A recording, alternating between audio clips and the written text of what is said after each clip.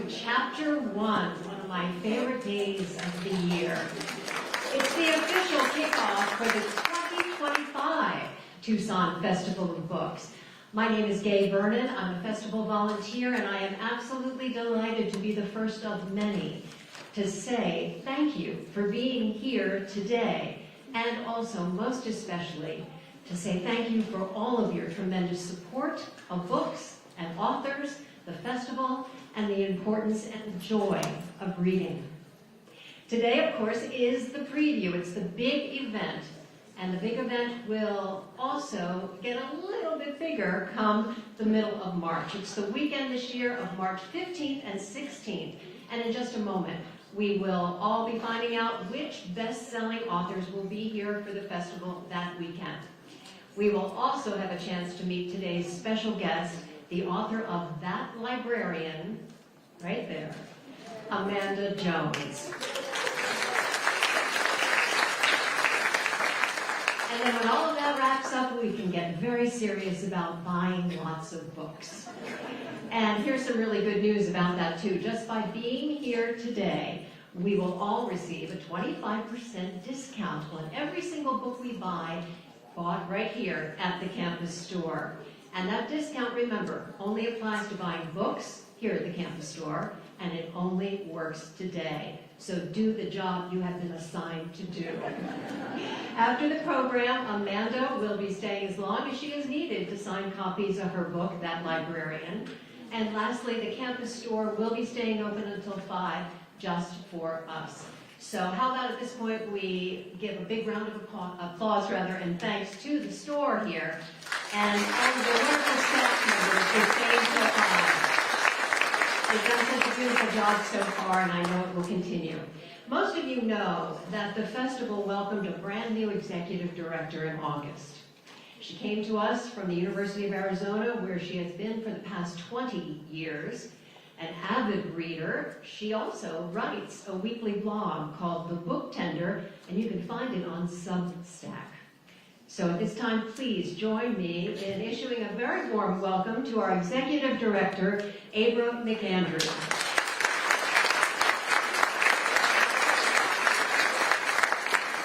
Thank you, Gay. And thank you all for being here and allowing me to welcome you, but also for the warm welcome I have received over the last couple of months from all of our volunteers and friends and sponsors of the festival. It means so much.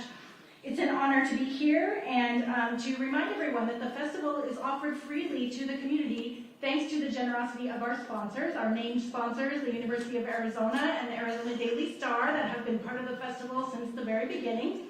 And our presenting sponsor, TMC Health for 2025. Thank you, Maya, for being here to represent TMC Health. Please give them a round of applause.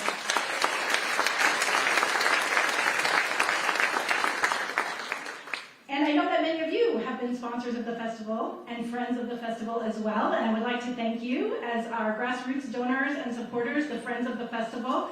It means so much that everything that you give helps us to achieve the mission that was designed by our founders to not only put on the best book festival possible for the Tucson community, now recognized by Condé Nast Traveler as one of the 9 festivals in the world worth traveling for, but also to be able to maximize the support for local literacy efforts in Southern Arizona. And so today, it is my great privilege to be able to make some awards to the organizations from the proceeds of the 2024 festival. With the donations that we are making today, the total gift from the festival to local literacy organizations since 2009 comes to over $2.3 million, so thank you all for that. And our collective gift this year to 3 organizations totals $120,000. So first, please join me in welcoming and thank you for their wonderful work on behalf of the community with programs like Reading Seed, the Stories That Soar, and adult education and literacy programs, to Sharon O'Brien, Executive Director, and Julie Wolf-Beadle, Director of Development for Literacy Connects.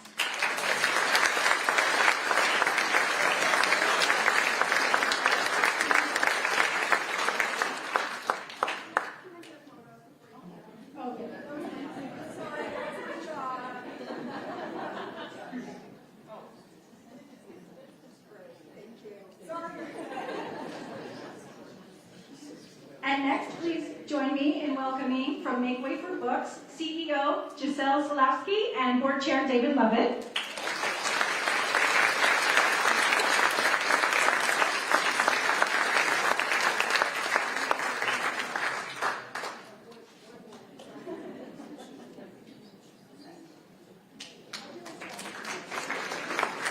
Make Way for Books offers programming for parents and for educators to ensure that the best results and research-based practices are implemented for those important years, birth to 5. It's very important. Thank you. And then finally, our gift goes to the UA Campus Store for their story time and summer reading and other outreach programs. So Cindy and Yadi.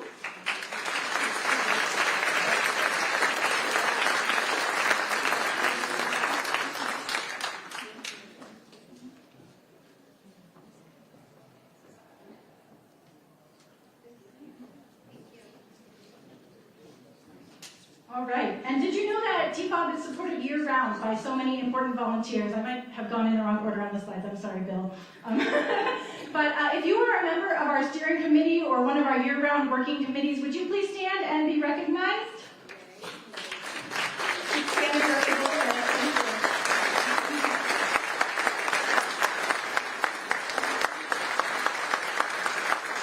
The presentation that you'll receive today is thanks to our book and author committee and all of their hard work.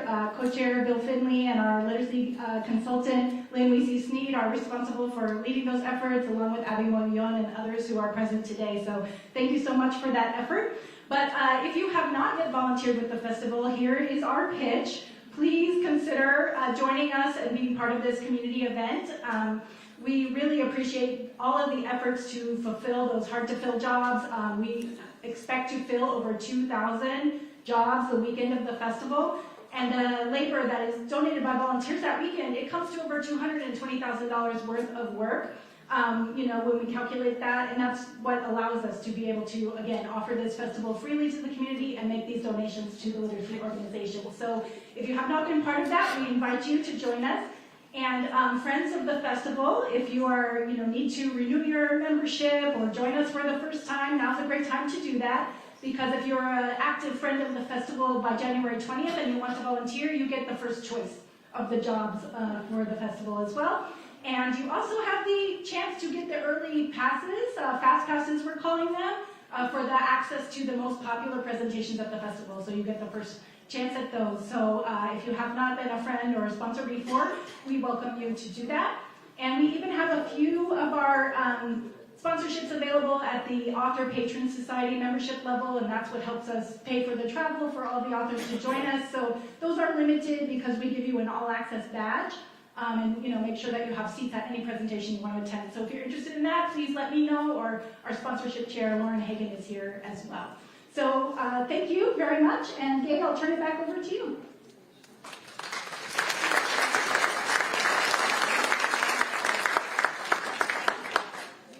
Okay, now I have a very quick question for the audience. And Sticking to my script.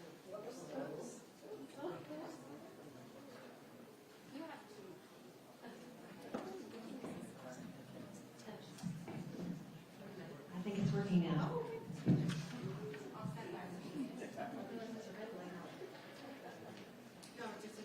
Yeah.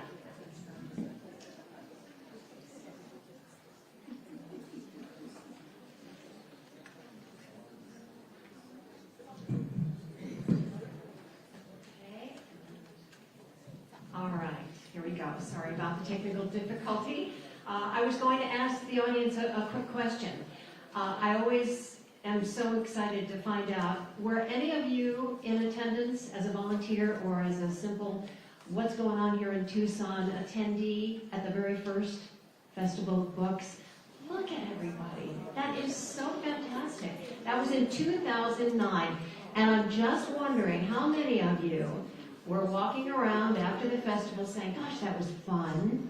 And what a great idea. And maybe in about 15 years, a very important award-winning luxury and lifestyle travel magazine might name this Tucson Festival of Books one of the 9 best in the world.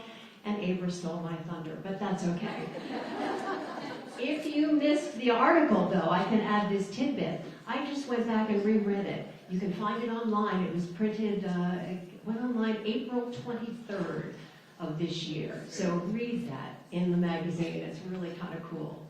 It's time now to announce the names of some of the authors who will be joining us here in Tucson come March. You can see the full list by going to the festival website starting tomorrow. And remember, many of the books that you are about to see on this screen are available here today. So let's get started. Our book festival has a very special relationship with the National Book Awards. And every year we invite all of the finalists to come here to Tucson. This year we will meet one of the winners. The first author on our list today is Jason De Leon, who just won a National Book Award in nonfiction for Soldiers and Kings. Joining him this year, 4 National Book Award finalists. Young adult author Violet Duncan with her book Buffalo Dreams. Young adult author Josh Galarza with The Great Cool Ranch Dorito in the Sky. Poet M.S. Red Cherries with a collection titled Mother.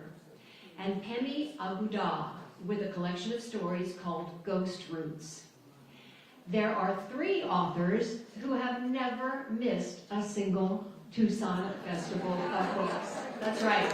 They even call themselves the 3 Amigos, and they certainly plan to be with us come March. And that, of course, is Luis Alberto Urrea, J.A. Jance, and Thomas Perry.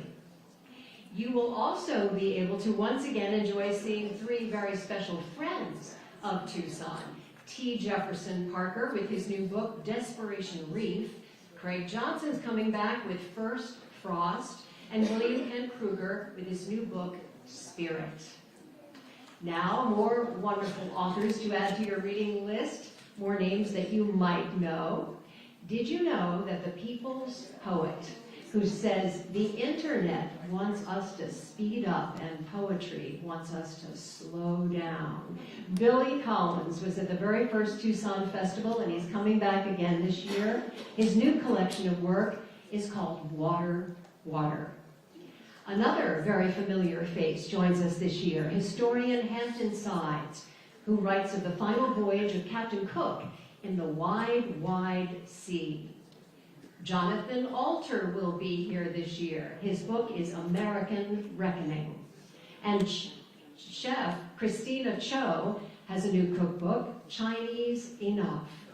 And one of the most popular romance novelists going, Allie Hazelwood, will be here with Deep End. I think we're off to a pretty good start. Wouldn't you agree? A quick pause now, though. I have an interesting trivia tidbit I've been asked to share that you might not be aware of. We are more than just Tucson's Festival of Books. We are Arizona's book festival as well, because 45 of this year's presenting authors actually live here in Arizona. 45, and 21 of them call Tucson their home. I think that's amazing. I think it's wonderful. So much talent in our own backyard. Moving on, Scott Turow hasn't been to Tucson since 2018. He's coming back in March, though, with his latest chiller thriller called Presumed Guilty.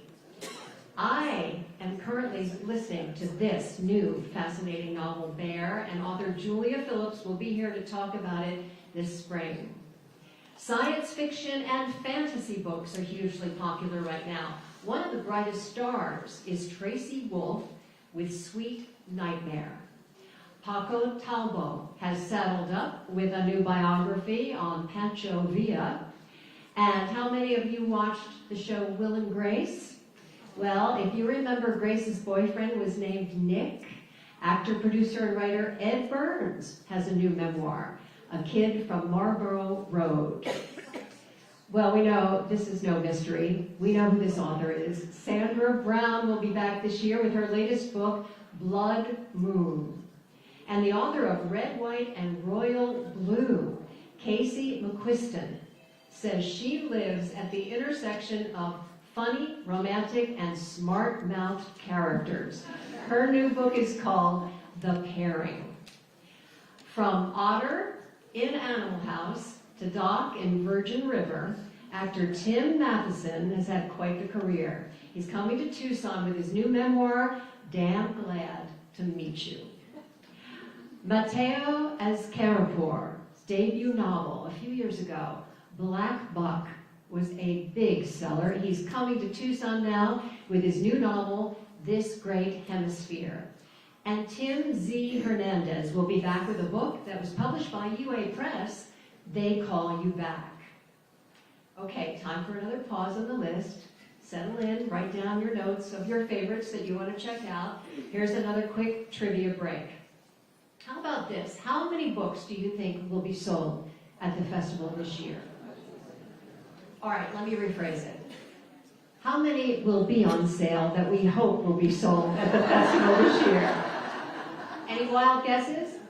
450,000. How many? 450,000. Wow. Wow. Okay, we can go with that, maybe. No, that's not the answer, but the numbers are kind of close. It's 45,000, which I was really impressed by. Maybe you're not, but I am. The 40,000 will be sold right here in the books in the campus store. The vendors in the mall will take care of the other 5,000. And to me, it's just a reminder to bring every single tote bag that you own. Okay, back to the list. Remember when everybody in America certainly knew who attorney Marcia Clark was? Well, she is now an author, and her new book is Trial by Ambush. She joins us at the festival this year. If you have stood on the rim or hiked the Grand Canyon, you will definitely want to see this man, Kevin Fedarko, and hear all about his book, A Walk in the Park. Filmmaker, journalist, and best-selling author of The Perfect Storm many years ago, Sebastian Junger will be joining us. His newest book, In My Time of Dying. Tess Gerritsen's coming back, one of my favorites. She has a new mystery series going about senior ex-spies living in a cute little coastal town in Maine. And she continues with a volume titled The Summer Guests. CNN legal commentator Jeffrey Toobin explores Gerald Ford's pardon of Richard Nixon in his soon-to-be published book, The Pardon, The Politics of Presidential Mercy. A National Book Award finalist for her bestseller Heartland a few years ago, Kansas journalist Sarah Smarsh shines a light on the humanity of the working class in Bone of the Bone. The Light Eaters. This is a book about recent discoveries in plant intelligence, and that will bring journalist Zoe Schleinger to the festival this year. Nnedi Okorafor is a Nigerian-American writer of fantasy and science fiction for children and adults, and she's joining us with her new book, Death of the Author. Did you know that Christopher Paolini started writing his first Aragon novel when he was 15? He's become one of the great young adult authors of our time. He's coming to talk about his brand new book in the world of Aragon, Murtagh. Robert Craze has written a new Elvis Cole and Joe Pike novel. It's called The Big Empty, and it will be published in January, just in time for the festival. And is there anything that Lou Diamond Phillips cannot do? From La Bamba to Stand and Deliver, and of course the series Longmire, the actor and director is an author. He returns to the festival with his new novel, The Tinderbox. And finally, the great Don Winslow, who announced his retirement last summer, will join us with his last mystery, City in Ruins. Quite a list, wouldn't you say? Keep in mind, more than 300 authors in all will be here in Tucson in March. To see the entire list, all you have to do is go to the festival website tomorrow. And now, it is time to meet our special guest, Amanda Jones. That librarian, not just the title of our featured author's debut, but as of just a little over 2 years ago, it is also the way Amanda Jones has been described in person and in print. To some people, that librarian is said with hateful lies and threats. and to others referring to her as that librarian, it comes with gratitude and awe for her public service and her courage. She is from a small rural town in southern Louisiana, not too far from Baton Rouge. And for 24 years, she has been an English teacher and librarian in the same middle school that she went to. She is the president of the Louisiana Association of School Librarians, the 2020 Louisiana School Librarian of the Year, the 2021 School Library Journal Co-Librarian of the Year, and she co-founded the Livingston Parish Library Alliance to defeat censorship attempts in her community. She has been at the center of the fight against book banning. Joan says educators and librarians, authors and library patrons are all under attack. She was not going to go online and trash people on social media like they've done to her, so instead, she wrote a book. And Americans all over have responded. One elderly veteran named Bill wrote to her, thanking her for her bravery. His words, as you will read in the book, "You have touched the lives of more people than you will ever comprehend." And speaking with Amanda today, moderator Toby Wayner. He has been with the Pima County Library for the past 30 years. He was a founding member of the library's Pride program way back in '97. And he has been moderating at the Tucson Festival of Books since 2014. Will you please help me welcome both Amanda and Toby to our stage?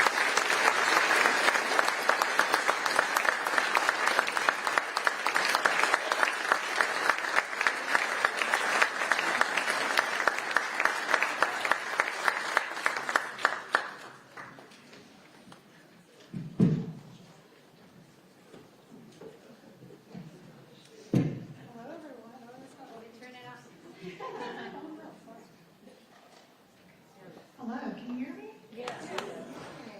Hello, This is my check. first time in Arizona ever. So thank you. It's very dry. Very Louisiana. Well, thank you everyone for coming. I do want to shout out a special thank you to Margie Farmer, who referred me here as a moderator. She's the one who invited me to my very first panel in 2014. I always say I was never so scared to take a stage in my life. But I've been doing it for about 10 years now, and invited several authors throughout the 30 years working with the Pride Committee as well. I've done introductions and all that, but as a moderator, this is a great honor to be here with Amanda, and as a library associate who's worked at the library for 30 years, I know the hero that Amanda Jones is, and so thank you for being here.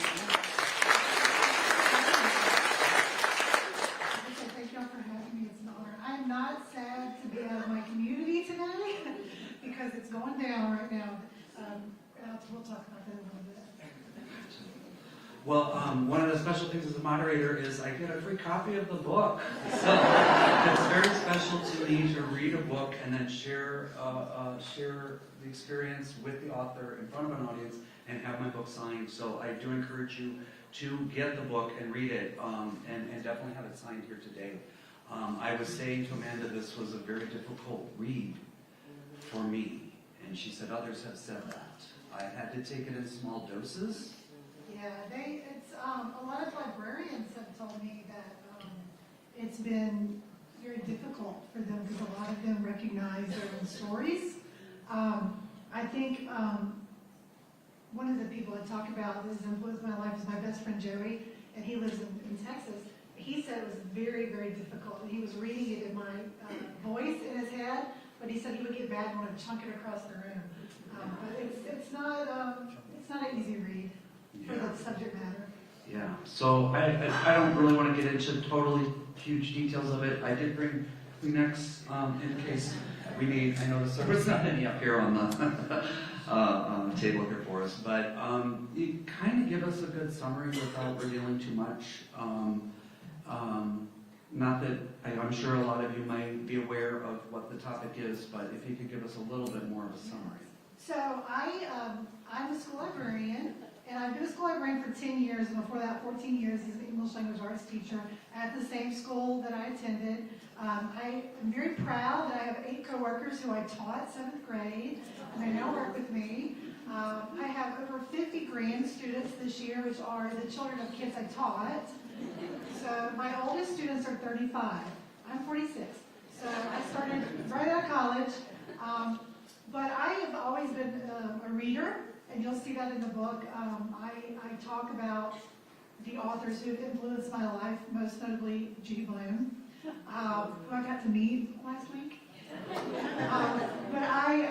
What happened was, in my small town, we have 2 red lights and we're a very small town, but we're parishes, not counties in Louisiana, and our parish library system has 5 branches, and they've grown leaps and bounds in the past few years. And I noticed that an extremist group in Louisiana who had targeted a neighboring parish and costed millions, their library system millions in funding, and they no longer have book displays, and they moved all of the teen nonfiction to adult, and have devastated that library system. They started posting in our community's social media pages and saying, you need to come to the library board meeting. Well, I didn't even know we had library board meetings, and I'm a librarian, because things had just run so smoothly. They said no one had ever gone. That has changed. But so I kind of rallied the troops and said, we have to be there because we don't know what's going to happen. And it was exactly what we thought was going to happen, censorship attempts. But I went and spoke, and I was one of 30 people that spoke. All of us for the library, all of us as residents, and then there were 2 people who spoke kind of against the library. One was the outside extremist group, and one was a local woman who really believed some of the lies they were pushing. And we kind of squashed censorship attempts. It was great. But then I woke up 4 days later to a targeted hate campaign against me. It's been 2.5 years. They still harass me. And I basically went from being like a community treasurer. Like when you get National School Librarian of the Year, you get, they're like, you're so great. And then 1 year later, these men that I had never met in my entire life, never had to this day had any interactions with them, posted my picture and posted that I teach children how to perform sexual acts, and that I give pornography and erotica to 6-year-olds. And that was based on the speech that I gave at the public library, which is in its entirety in the back of the book. If any sane person reads it, it was like, where did they even come with that? They made it up. And so I have been dealing with them for 2.5 years. They now have national trolls that they had joined in with them. And so, but yeah, I can't go grocery shopping in my own town because I get called a groomer and a pedophile, and yeah, which is, you can imagine, not the greatest when you're a school librarian that works with children. Yeah, that's my story is not unique. This is happening to librarians all across the United States. I can name one that I personally know that this has happened to in every state in our country. So you get kind of an idea of how the book will be, so brace yourself, arm yourself. But it is worth reading. So another thing I was mentioning to Amanda, that one of my favorite questions to ask authors is about dedications. So I'm going to ask about your dedication a little bit, but I don't think I've ever asked about acknowledgments. And as we were talking, she said, I was writing a book, and she said, I get to write a dedication and acknowledgments. And I was like, that is what I want to ask That's about. what I was excited about when I was writing. And so I said, who's Puff? So tell us who Puff is. So Puff is I call her my school librarian mom. She's actually 8 years younger than me, but she started as a school librarian before me. But when all of this happened, when it first started, the memes that they made about me went around, thousands of times in my community. And so that first weekend when I was being targeted by them, it was shocking. And I cried that weekend in my room to the point where my eyes swelled shut and I couldn't see for a day. And my sinuses closed up and I couldn't breathe. And I didn't know that was a thing that could actually happen. And I at the time, my daughter was 15 and we just told her I was sick. But my friend Puff, whose real name is Tiffany Whitehead. She's also, she's very well known in the school librarian world. She was a library journal mover and shaker who just happens to live by me. And Tiffany said, this cannot stand. Where did you go? Because I was having a pity party. She said, this is not the Amanda I know. We have to do something. And it was always we, right from the beginning. And so she started a GoFundMe. And she said, I'm starting a GoFundMe because we're going to fight back. And so my GoFundMe is very healthy right now to fight back because I am now currently in 3 lawsuits against people who have been defaming me.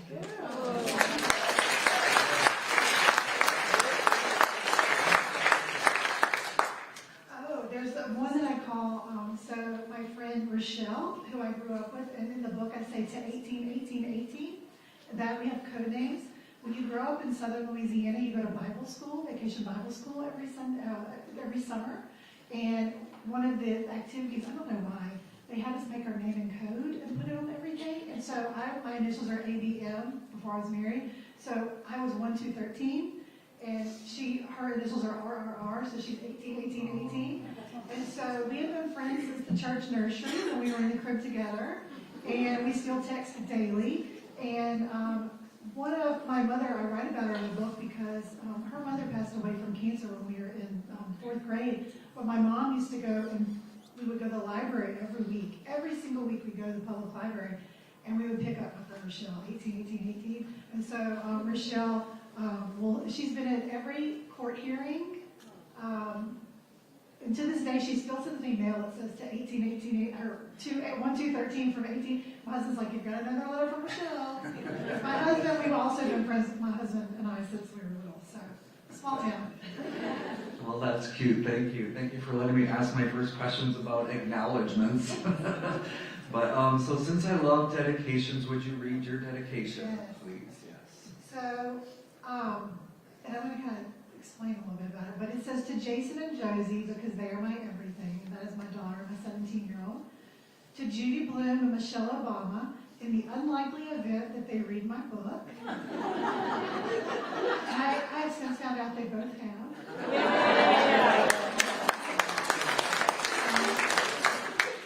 That's what Judy told me herself 2 weeks ago. I was like, my soul left my body.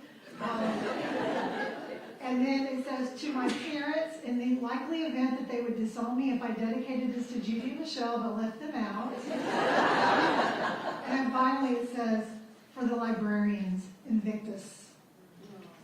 And the reason why I put that is kind of, I don't know, I wear my necklace, it says Invictus right at the beginning when I was having